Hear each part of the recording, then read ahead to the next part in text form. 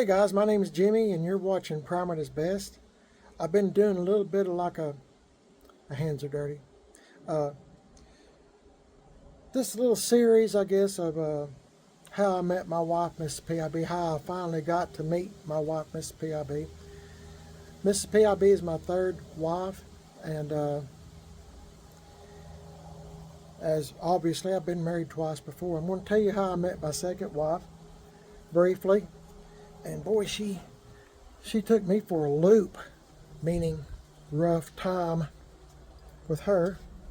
Uh, I met my second wife. I used to visit a convenience store, and I bought stuff there. Gasoline, this, that, and the other. And this has been years and years ago. I've been married to Mrs. PIB almost 32 years now. Keep stepping on these nuts here in the driveway if you hear something pop. But I visited a convenience store often. A couple times a week, whatever, 3 times, whatever.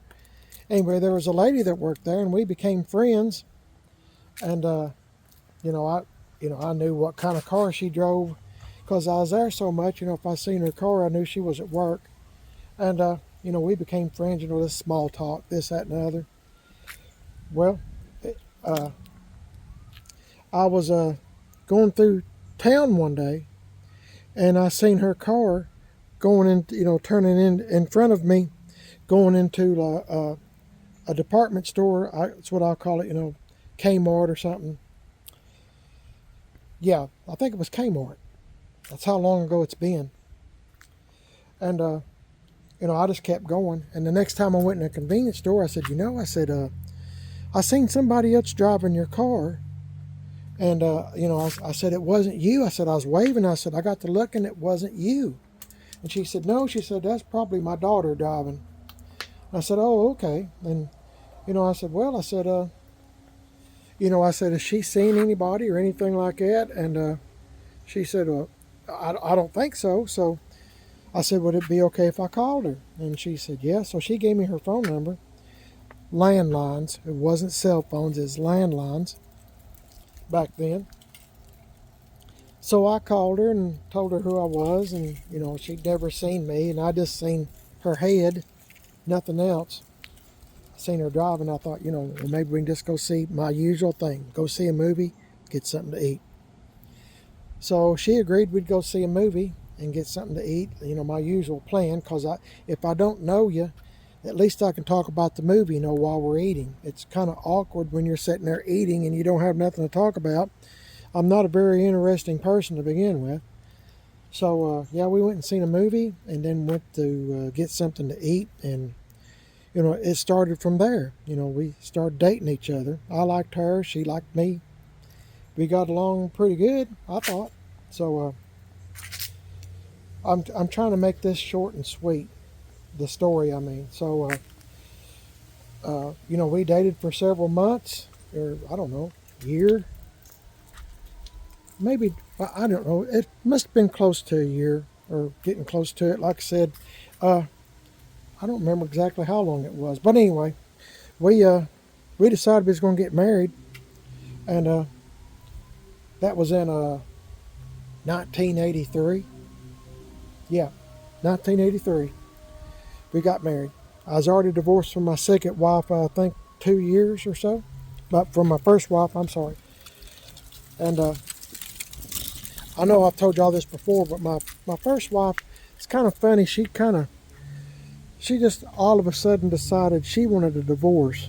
Out of the blue. Had no clue.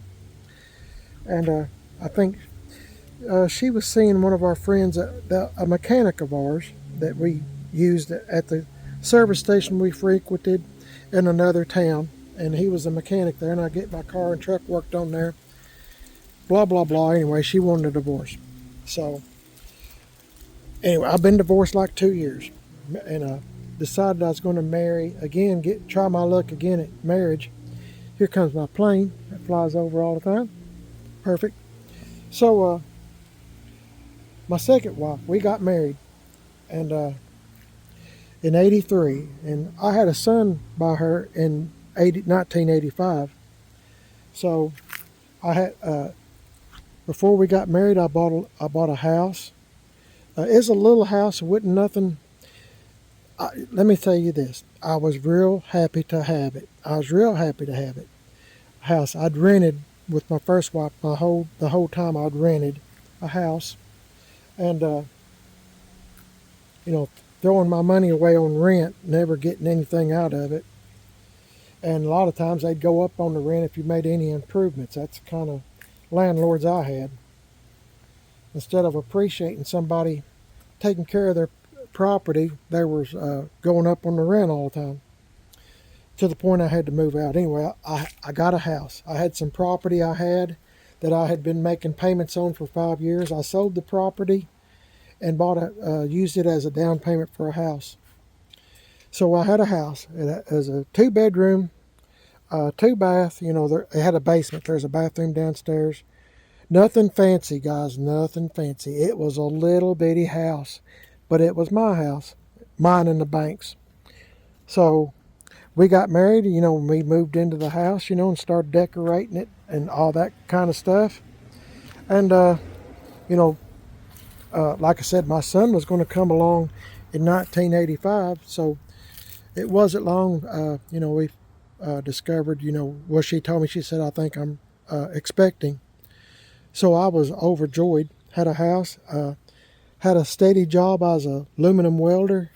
Had 2 vehicles. My second wife didn't bring anything to the table. She had an old junky Ford car that her brother took the keys while she was gone one day something. And anyway, he wrecked it, totaled it. It's a 68 Ford Galaxy. Wasn't nothing to speak of. Like a $200 car back then. But luckily, I had 2 cars, or 2 vehicles. I had a 1977 Oldsmobile Cutlass T-top. Man, it's a sharp car. I mean, beautiful car. Sharpest Cutlass around. And I'm not bragging. If it was ugly, I'd tell you. But it was a beautiful car. I had people wanting to buy that car all the time. Very nice car. White with a red dash, white interior. I mean, it was gorgeous. And I kept it in pristine condition. And I had a 68 Ford truck that had been wrecked. It'd been totaled down the side. I was going down a 4-lane highway, and a guy from Michigan, I pretend like this is my Ford truck. I was going down the highway, 4-lane highway. Hang on.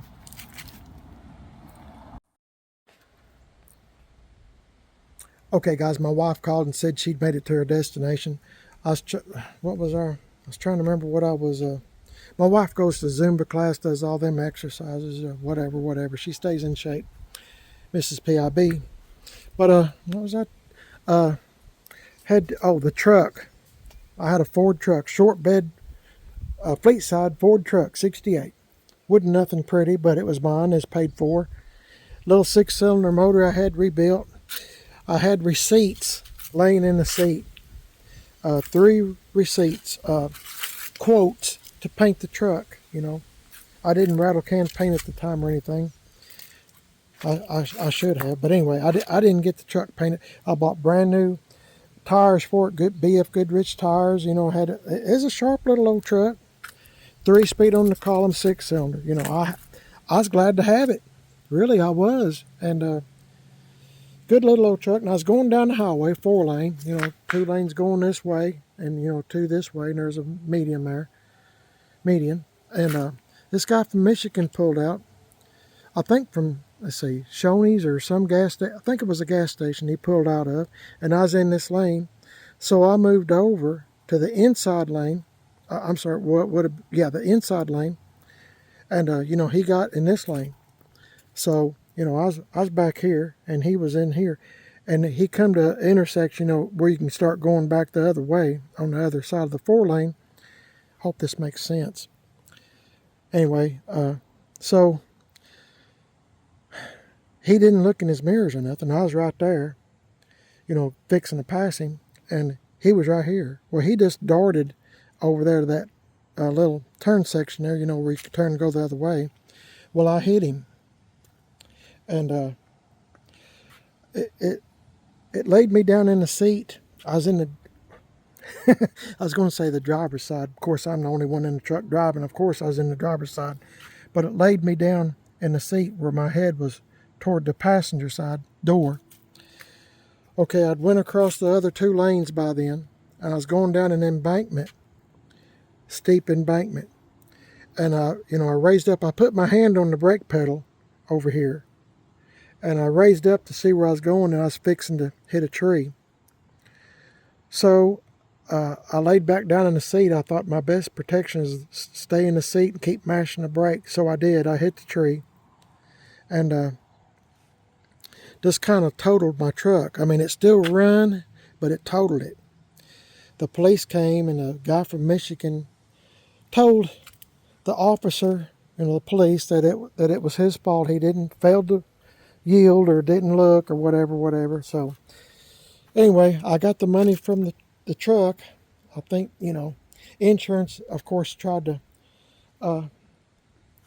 take advantage of me, and I think they's going to give me $600. I think I got is $800 or $1,200 for the truck. They totaled it, and I got to keep the truck. Yeah, it was $1,200, but they gave me $800 to fix the truck, and and I got to keep the truck because it had a brand new 6-cylinder in it and everything, run like a top.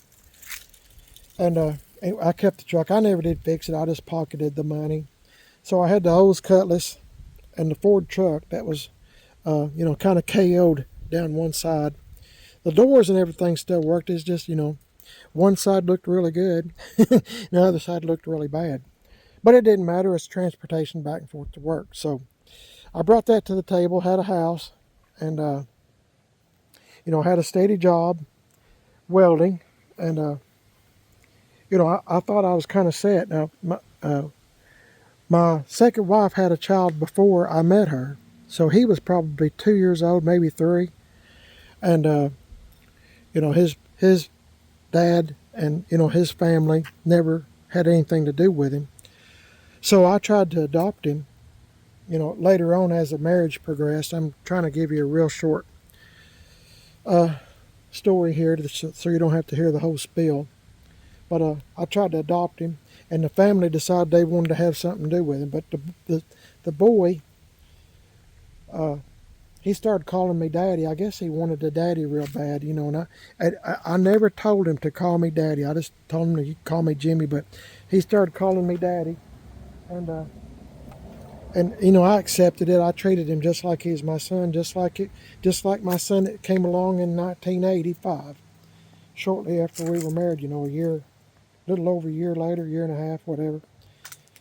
Anyway, so I told my wife, I said, I'm going to do my best to work. I said, I'm going to work overtime. Any chance I get, I'm going to be working. I said, because I don't want you to work. I said, I want you to stay at home and be a, housewife and be a mother to these 2 boys. I said, if they don't get to know me very well because I work all the time, so be it. But I said, I don't want them, going to different houses, different babysitters, whatever. I said, I want them to know at least one of us. And I said, that's you. I said, you're the mom, you make meals, you wash clothes and all that. And I said, I'll bring home the money, the best that I can. Some weeks you get a little overtime, some weeks you don't. I was always begging for overtime. Work. So at the time I was working second shift, and I was working 10-hour shifts.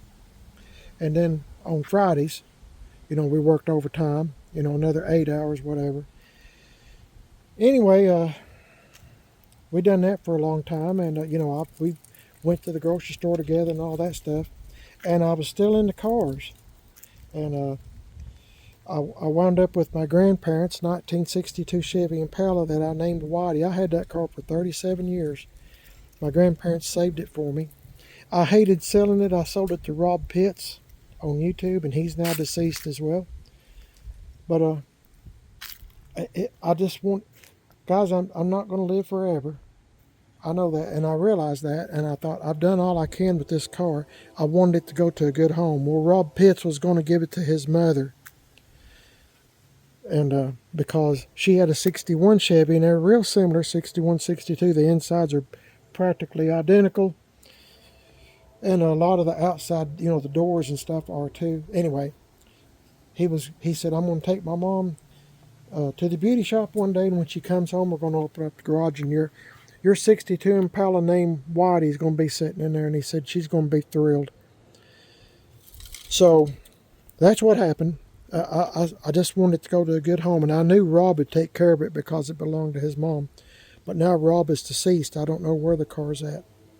I missed that car terribly, and I cried and cried and cried because I sold it. But I'm not going to live forever. Nobody is.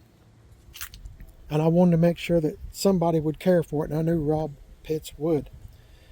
So anyway, I had that car, wound up buying another 62 Impala Super Sport. I wound up with several 62 Impalas, and got a 71 Chevelle Super Sport. I'm talking about, through the marriage, and I had them all at the same time. Well, my second wife and I used to go to a certain auto parts store, and I had a friend that worked there, and let's see,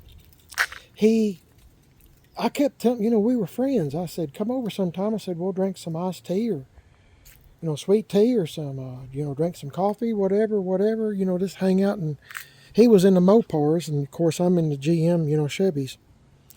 And, but he was coming over while I was at work. He had the times mixed up. He was getting there at, around 4:30. I was leaving for work at 4 in the mornings. I finally got on day shift. I was leaving for work at 4 in the mornings. And he was coming in right after me. And spending the whole day there with my wife. And they had a big thing going on. And it was, I didn't know anything. I know I've told y'all part of the story before, but I didn't know, I didn't have a clue anything was going on. I was just work all the time trying to make a living. So she didn't have to work, and I was providing, food, clothing, paying insurance, house payment and all this other stuff. And it was tough. Times were tough. They were real tough, but we were making it. I mean, but she was in charge of paying bills, credit card and all this other stuff that, most people have. And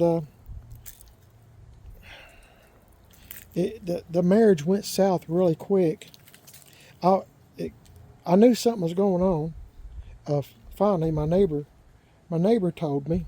He was an older gentleman. I know I've told y'all this story before. He was in his 80s, and I was helping him mow his yard. I had a great big yard. It'd take me 5 hours push mowing. I didn't have a rod mower. I was push mowing. And I didn't stop. I mean, I'd put gas in the mower, keep going again. I didn't stop for drinks of water or anything. I was push mowing. I was wanting to get done.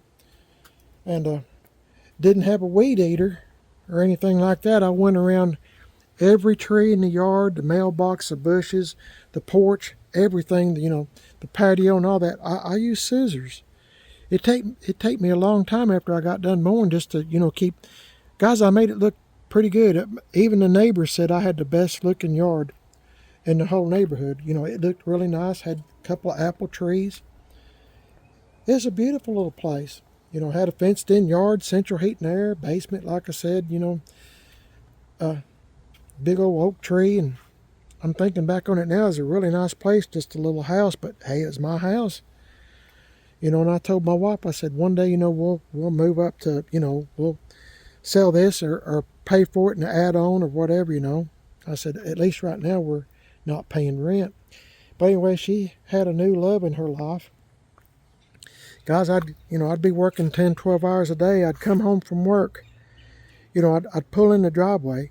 As soon as she seen me pull in the driveway, and get out of the car, or truck, whatever I was driving that day, truck, I guess. Yeah, truck. She'd jump in the Oldsmobile and take off. And, she'd leave the kids there. I could not leave the kids. They were just little, So, not even in school. So Well, the first boy was, yeah, he was in school, first grade or kindergarten, something like that. I'm trying to remember the whole thing. Or maybe they both were in school, but they just started really. Hadn't been in school very long. It's been a long time ago, but I'm trying to shorten this story so you won't get bored. But she'd get home just in time for me to go to work the next day. I'd have to give them baths, wash clothes, make them something to eat, and myself, and help them with homework and stuff. Put them to bed. We'd say prayers, put them to bed, and I'd finally go to sleep because I didn't know where she's at. Remember, we had landlines. I didn't have no cell phone, nothing like that. So I had to make the best of the situation. And of course, after a while, I told her, I said, I said, I know you have someone else. I don't know who it is, but I said, let's work this out. I said, you obviously don't love me no more. I get it. That's obvious. So I said, but I don't want the two boys to be, with another man. I said, as far as I'm concerned, I'm their dad, and I know my son was, but the other boy, I loved him just as much as I did my son. Like I said, I tried to adopt him. I loved him that much. And he'd hang on to me, guys, just hug my neck, and we were just big pals. And so was my son. We were all, thick. I'd play with them out in the yard, guys, play ball with them and everything. Every chance I had, I wanted to make memories with them. Because they're just little one time. Anyway, I said, you live in the house. Do your thing. I said, let me get home. Let me at least get out of the car. And, you do your thing. And I said, just stay here under this roof, okay? I don't want the boys to have another man in their life. I want them to stay their dad. You do what you want to. I said, we're not going to do anything between us. You just do your thing, and I'll continue providing. Well, she didn't want to do that. She wanted to go live with him. And so I'm trying to shorten this. I'm leaving out a whole bunch of stuff. But anyway, so she wound up living with, we wound up getting a divorce. I'm making this really, really short. She was messing around with my friend. I didn't know who it was. I finally found out, but my neighbor told me, like I was saying, I think that's when my wife called. He come by and he said, Jimmy, can I speak with you for a minute? And I said, sure. I was mowing his yard. He had a hard time walking, and I was trying to help him too. He had a bank to mow, and I'd mow his bank and, his front yard stuff for him best that I could. He didn't want me to do the whole thing, just the parts that he had struggled with. And he said, Jimmy, sit down for a minute. So I sat down. He said, I got some bad news for you. And I said, well, what is it? I thought he was wanting me to mow the yard, or maybe his wife was ill or something. I didn't know. Wanted me to help him do something. And he said, Jimmy, he said, you don't even get down the street. He said, I can still see your taillights. And he said, another feller's coming in. And I didn't know who it was, guys. I didn't. And so wound up being my friend, or what I thought was my friend. And I thought I had a good wife, but evidently I did not. So, another one of them, strike two, that makes two wives I've had that, were basically not faithful to me. So, and guys, it was hard. I don't mind telling you, here comes my plane again. Oh boy, oh joy, joy, joy. So, guys, that's probably one of the lowest times, probably the lowest time in my life, because I was worried about my son. I knew the other boy was going to wind up going to his dad's or something. I didn't know. Obviously, my second wife, my then wife at the time, she didn't love the kids as much as I did.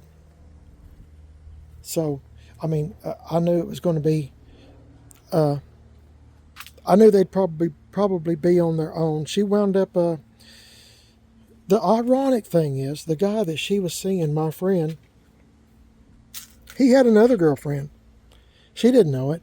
I told her, I said, if he's doing this to me, seeing you, and has no scruples or any kind of morale about him, uh, I said, what are you going to do when you hook up with him? I said, and he goes to work supposedly, or he goes to town supposedly. Are you going to be able to trust him? And I said, is he going to be able to trust you? I said, how's that going to play out? I said, who's going to watch the boys? Who's going to do this, do that? Oh, I couldn't tell her nothing. And sure enough, he had another girlfriend the whole time. At nighttime, when I was home and she was being at home, he was seeing the other girl.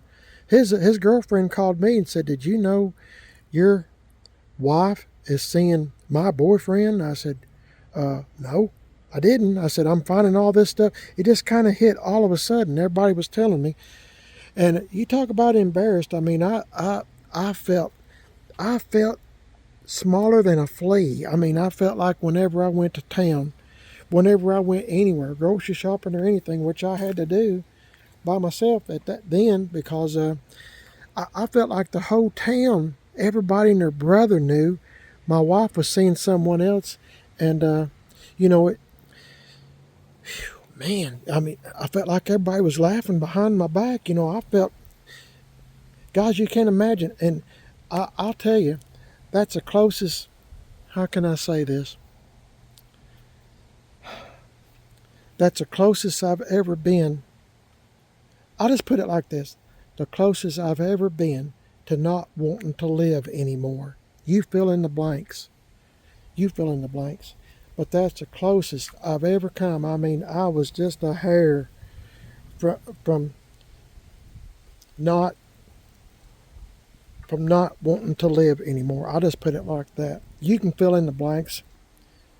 But the only thing that saved me was my son, of course.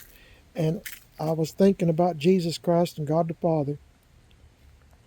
And don't ever think like what I was thinking, okay? Don't ever do anything silly like that, because my life has done a complete turnaround. And now I have a wonderful wife that is true to me and takes care of me when I'm sick. And I mean, she's faithful. And guys, they're out there. I get a lot of comments with people saying, that there's nobody else out there. I'm guys, don't think like they're out there. You got to make an effort. You have to make an effort to look.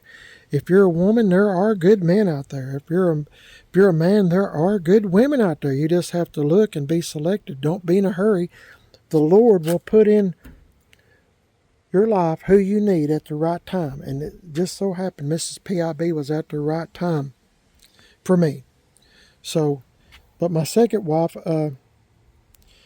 after all was said and done, a long time getting divorced and all that, went to the courthouse, we got divorced, and, time went on, rocked on, all this kind of stuff. She wanted to get back with me just like my first wife did. And, of course, fool me once, fool me twice, shame on me. I didn't want her. I was with Mrs. PIB, and, that was, oh my goodness, it's like night and day. My second wife, she, guys, I was struggling, and my second wife, ran up the charge card to the max. Couldn't charge no more. She got the Olds Cutlass. Remember I told you about that earlier. Beautiful car. I let her have. Guys, I was trying to make peace. You know what I mean? Make everything just as simple as can be. Of course, she got her clothes. I have no need for that. She got the car, and seemed like some more stuff. Maybe some appliances or something. Anyway, she got some charge cards in her name after mine were maxed out and we were divorced. In the agreement, she was supposed to make. In the agreement on the divorce, she was supposed to pay off all the charge cards, which she did not, which went against me. My credit rating plummeted to nothing. And but I did have a lady at the bank. She said, Jimmy, she said, I know you. And she said, She said, if you ever need any money or a loan or anything, she said, you let me know. I did have friends, that I had borrowed money from before, and and paid back. I always try to pay back before the, before it's due, but before the end of the. If it's for a 2-year loan, I'd pay it back before the 2 years was up. Is what I'm getting at. I hate to owe anybody anything, but she, I wasn't really worried about that credit rating. I kept working, and I prayed to the Lord, guys. I prayed to the Lord a lot. You would not believe, and when I was at wit's end, I'm talking. Guys, I'm talking. I was at the bottom. I'd reached bottom, and I was ready for it to be done. And I asked the Lord to let me have my son, my natural son. I knew I don't have a chance with the other one. So I'm not going to tell you everything, but I done a lot of talking to the Lord, and He knew I was at wit's end. I was at the end of my rope. I had went as far as I could go. With I was at the end of my rope. At the very end, I didn't have nothing else to hang on to, and what I had was slipping and breaking. But I told the Lord, I said, would you please let me have my son, Lord? I said, I'll give him a good life. I'll take care of him. I said, I don't want him to be here, there, and everywhere, nobody taking care of him. I said, I want him to grow up to be strong, have a good education, and I said, I'll do my very best. I'll be mom and dad to him. I'll do everything I can to make sure he has a fulfilling life. And guys, I told my second wife, I said, I'll make a deal with you.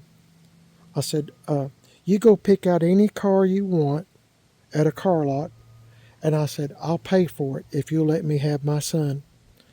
And oh my goodness, she laughed and laughed, and she said, you think you can buy your son with money, with a car? And let me tell you what happened. A week later, after I prayed to the Lord, I had my son. She gave him up. She didn't want a car, nothing. She didn't want nothing. She gave me my son. Can you believe it? Now, if that's not a blessing from God, I don't know what is. But I got my son, and I married Mrs. P.I.B., and she had a son the same age as my son, born the same year. They they played together. They were best friends. And like I said, my ex-wife, she found out that the guy she was seeing, she left me for. He was seeing someone else, and after we were divorced, she got her own apartment, like I said, her own charge card and everything, and she ran it up till she couldn't pay it, and he was done with her.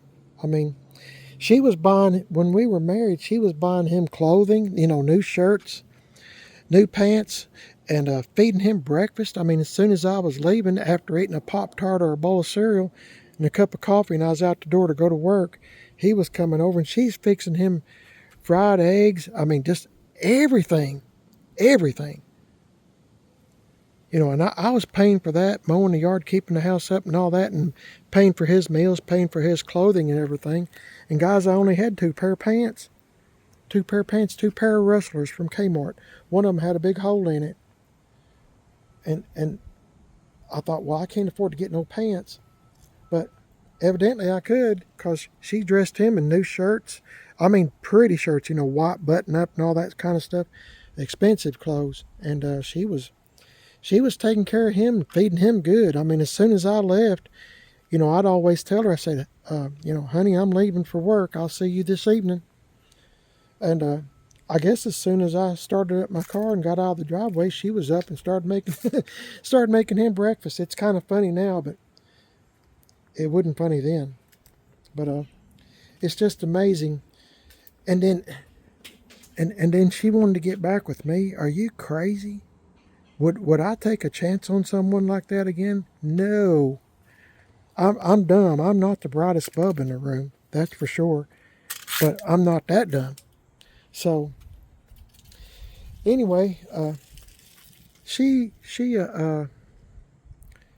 She remarried. She married somebody. I forgot. They're divorced or something. I don't know. I don't know what she does. I haven't seen her in years and years and years and years and years. I probably wouldn't know her if I seen her. But and my son's off on his own summers. But I done the best I could with what I had, and that's just the way it goes sometimes. I know I tell these stories and then I read the comments and I realize I'm not the only person that's been down this road. It's a rough road. It's a rocky road. It's a painful road, and it's worse. It's worse than a death. I mean, if someone dies that you truly love, I mean, you can go visit their grave anytime, but if you truly love somebody that you said, I'll do for the rest of my life till death do us part, better for worse, whatever, uh, it's kind of tough when you see them with someone else. And, especially when you've had a child bomb. So I don't know. That makes two wives that have really, and I, I, I guess I'll tell you this real quick. I'm going to end the video, I promise. But, we had landline phone lines, and my wife, this guy lived, it was long distance where he lived. I didn't know it. I didn't know they'd seen it. I don't know. I'm the last one to find out anything. But the phone bill came after my wife had done left. She had maxed out. I'm telling you guys, there wasn't nothing left to max out. I was broke and a convict, as they say. But I got the phone bill in the mail. It was $280, a landline. And guys, I just sat down and started crying. That was my whole check. I think I only made $240 a week. And somehow I paid it. My parents were alive then, and I'd take my son over there to them. And I'll tell you this again, and I promise I'm going to end the video. I know you're tired of hearing this story. But my parents were still alive then, my mom and dad.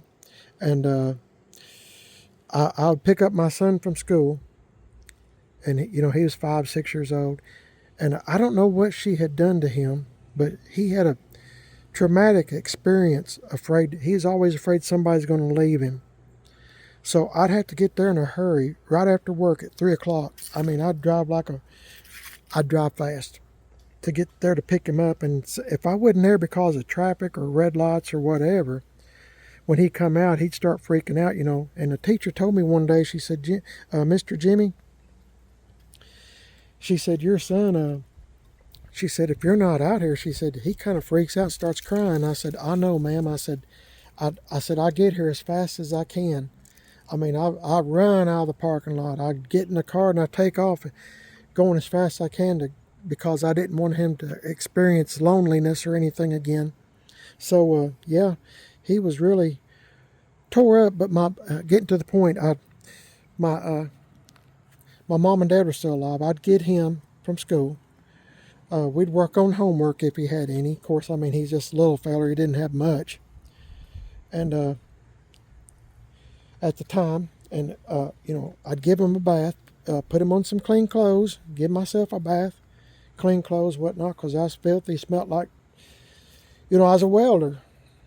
So, I was burnt, holes in my sleeves and, my pants and everything else. But, I'd put on my best other pair of pants that had been washed the day before. I still had my washer and dryer, by the way. So, I was washing his clothes, my clothes, and we'd go get something to eat. They'd have a kids' night. You could bring your small child, 12 and under, whatever, 10 and under, and they could practically eat for free. And I don't know how to cook. Hot dogs and stuff like that's about all I can do, instant stuff. Still to this day. Anyway, so I, would do that with him. Go feed him a nice meal somewhere, meat and potatoes or whatever they had on special for children. And then I'd take him to my mom and dad, after I gave him a bath. And, we'd spend a few minutes together out in the yard first. And, we'd throw a ball, throw a frisbee, just something, that he can say he spent some time with me, you see. And it wasn't long, because I don't know, about 8:30, I'd take him to my mom and dad's house. He'd spend the night there. My dad was still working, and he'd have to be at work at 8 or so, and he'd drop my son off at school like at 7:45 or something on his way to work. And so that worked out really good. That was a blessing right there. I had someone to watch him, that was related to him, his grandparents. And so they helped out. My mom and dad did tremendously, a debt I could never repay. So we done that day after day after day. So yeah, it was a hard time in my life. So I've started all over 3 times in my life, basically from scratch. I got to keep the house, as that was the main thing. I had it before we met anyway. It was already in my name and all that stuff. So, but she didn't want the house. She thought she's going to move in with her boyfriend that she had, and but that didn't work out either. It's funny how little things like that, when you do someone wrong, it doesn't quite work out, does it? No, it doesn't. It truly doesn't. Anyway, guys, there's more to this story, but I'm not going to get into everything. But I'm very happy now to have Mrs. PIB, my third wife, my last wife, and I'm not going to, I don't have to go through that anymore. My wife is good to me, and I'm good to her, like it's supposed to be. But I want to tell y'all real quick, then I'm going to hush. Please don't give up. There are good people out there. There's still good people out there. Don't give up and say, I'm going to be a recluse. I'm just going to live by myself and all that kind of stuff, guys, because you don't have to. You don't have to. If you do that, that's your own decision. But I'm telling you, there are still some good people out there. All you got to do is get out there and make yourself available. I'm going to tell you what my brother told me. He said, Jimmy, he said, if you ever go to town, look your very best. Now, that's hard for me to do.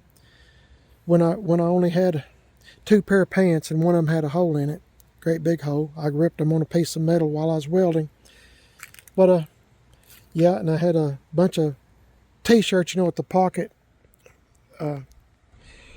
with the pocket on your. I don't know if you can see or not. That's about all I had. Man, I bet that dented the truck. No, it didn't. These little things right here are dangerous. I need to quit walking beside that truck. But anyway, guys and girls, guys and gals, don't give up. There are good people out there. You just got to find them. You just got to be patient and ask the Lord to find you someone. Ask the Lord to find you someone. There are good people out there, good Christian people, and that they would love to meet you, love to spend time with you. And be there for you, and enjoy going to a movie, going to go out to eat, or just watching TV. There's all kinds of folks out there willing to, to enjoy time with. My wife and I enjoy some of the simplest things are the best things, aren't they? I think. But my wife and I, we enjoy watching. Y'all's gonna think I'm crazy. We enjoy watching Wheel of Fortune. It kind of keeps my mind active. I need a lot of activity going on there, but there's folks out there that would love to meet you. Don't be a recluse. Don't be by yourself. Get out there and meet somebody. There's someone out there. You just got to be patient. You got to pray to the Lord and Savior Jesus Christ. And I'm thanking Him all the time for my wife and our good health.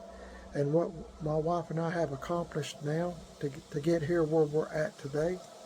It was a struggle, but we have made it, and I'm so glad the Lord. I would hate to be my age now. I'm fixing to be 69 soon. I would hate to be this age now and then get divorced. It's just, I would hate to start all over at that age. And a lot of people do. I mean, they're getting on up in their age and they decide, hey, I don't want to be married anymore. Really? You've lived together that long, 50 years or whatever, and you decide you want to get a divorce? No. Anyway, My name's Jimmy. I'm sorry I talk so much, but I just wanted to explain to you how I met my second wife. Phew. Anyway, we talked before we got married and everything. We agreed on everything, that how we was going to make this marriage work and all that. It's not like we went into it blind. She knew what she's getting into. I knew what I was getting into, so I thought. But sometimes people agree to things and they don't mean to keep their word at all. Anyway, y'all have a blessed day. Thanks for watching. I got to get busy and I need to get a shower. It's getting late in the day. My wife will be back soon from Zumba class, and thank y'all for watching. If you've had experiences like this, let me know in the comments. Please don't give up. Pray to the Lord and Savior Jesus Christ. Please. They exist. They made everything. Look how beautiful this is. This isn't some kind of bang and here it is, explosion, whatever. The Lord made all that. He made me and you. Look at, our eyes, are everything. We're made in His image. Y'all take care. God bless each and every one of y'all. I'll be praying for you. Let me know what kind of experiences you've had, and if you enjoy these type videos, I hope that you do, because I'm kind of putting myself out there on the line where you can judge me, I guess, whatever you want to call it. Y'all take care. You're watching Primate is Best on YouTube, first of all. I'm on Facebook, Primate is Best, and Instagram, Primate is Best. My second YouTube channel is Man on a Budget. I'm on Instagram, Man on a Budget 1, and Facebook, Man on a Budget. Y'all take care. God bless each and every one of y'all. I'll catch y'all in the next video, and you won't miss nothing if you like and subscribe. And please give me a thumbs up, would you? My hands are dirty. I've been working on the truck. Take care. God bless. See y'all later.